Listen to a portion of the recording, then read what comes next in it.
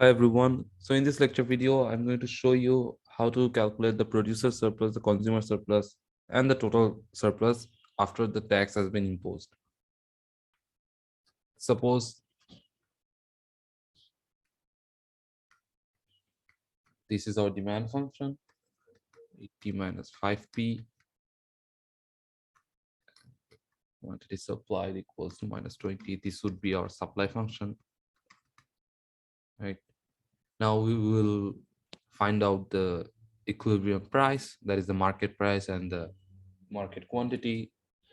We know how to calculate that.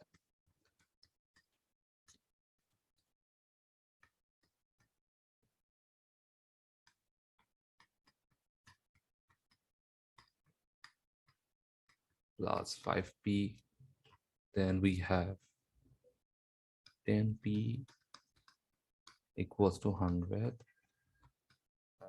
The market price would be taka 10. 100 divided by 10, right? Therefore, market price equals to taka 10. Now, the quantity would be, the market quantity would be,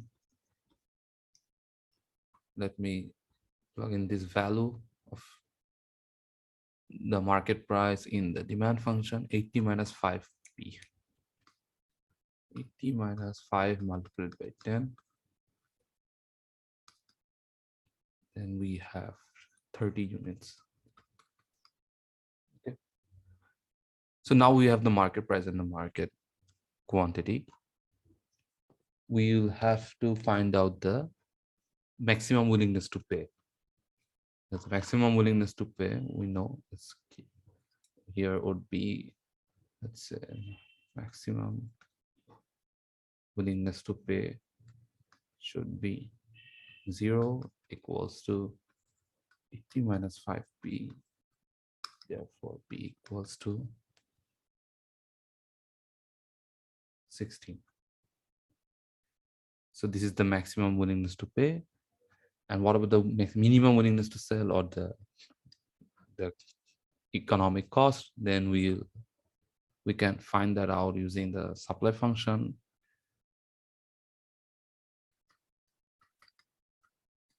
Yes. 0 equals to minus 20 plus 5p. Therefore, p equals to taka 4. All right, so we have the maximum willingness to pay, we have the minimum willingness to sell. Using this information, we can plot the graph, and let's say this is the supply and demand curve interaction from the, and I've just inserted the value, that is the minimum willingness to sell, the maximum willingness to pay, and the market price with the quantity. Here we know how to calculate the total surplus, the producer surplus, and the consumer surplus. Now what I want to show you is, like, if there is some sort of tax imposed, then what will happen to the market? Now the tax is imposed, let's say 5 taka. So tax taka 5. Now remember that in eco 1.1 we are going to assume the relative elasticity for representing the consumer side and the producer side is same. That is the demand and supply, both it would be same. Hence the tax, if there is some sort of tax, then the tax burden would be equally distributed between the buyer and the seller. Now it's taka 5. For the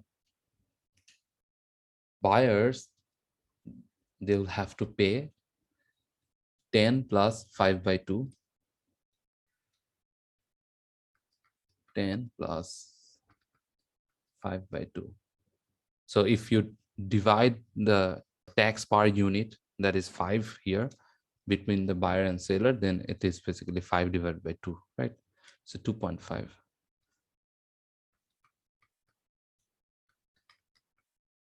Now the buyer, before they used to pay 10 taka per unit, but since there is tax of 5 taka in the market and they will have to share the burden with the seller, now they will be paying 12.5 taka.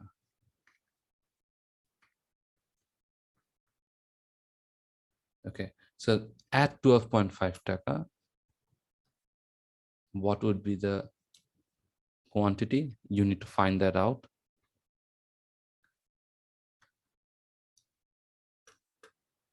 -80 5p.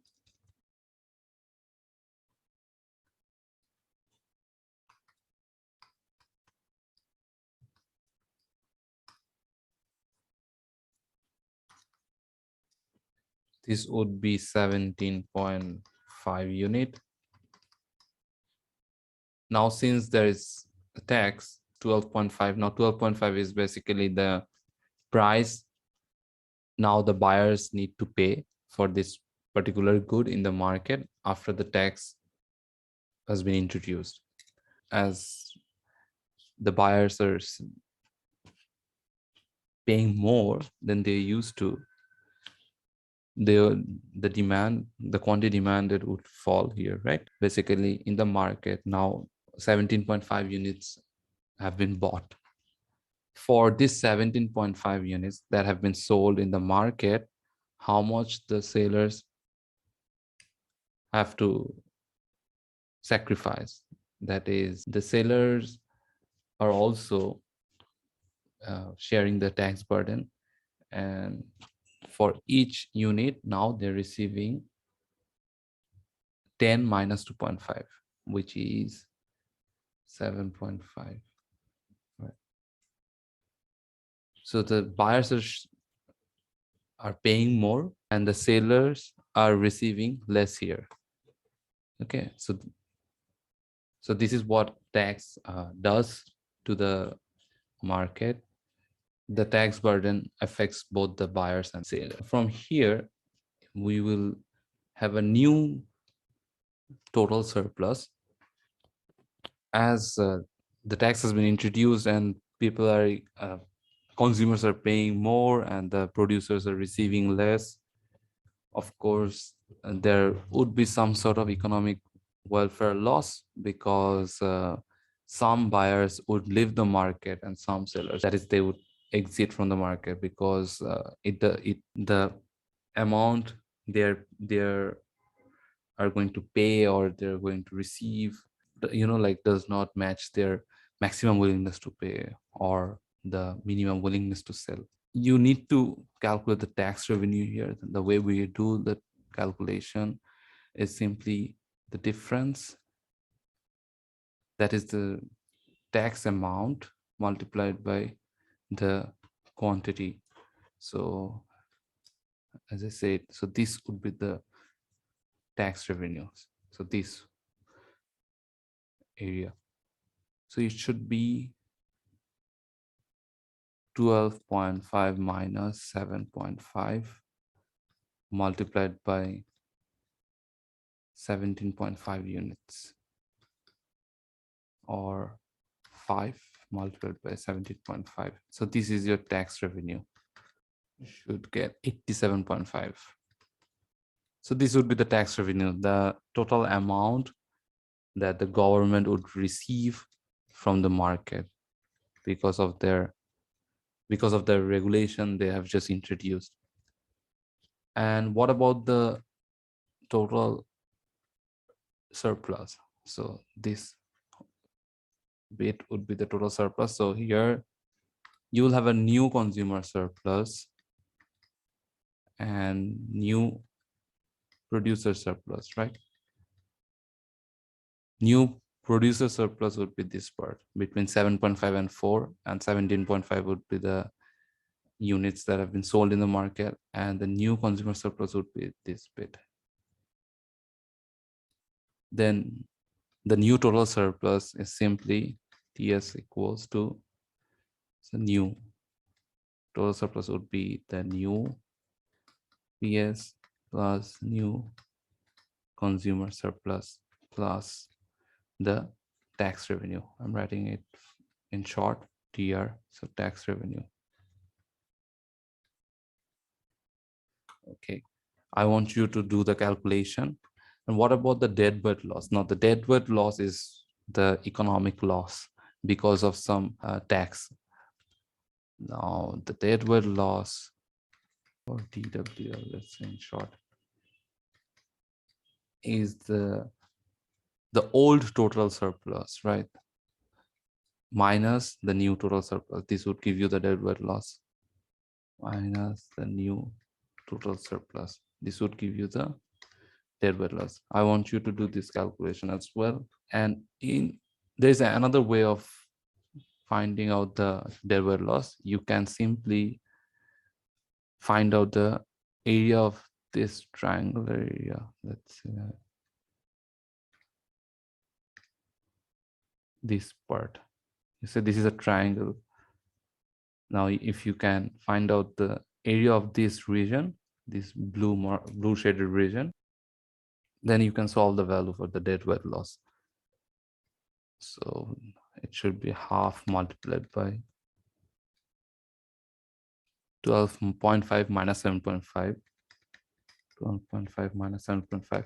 In other words, this is the tax amount, that is the 5 taka, right? Multiplied by here the change in the quantity sold or demanded, 30 minus 17.5. This would give you deadweight loss.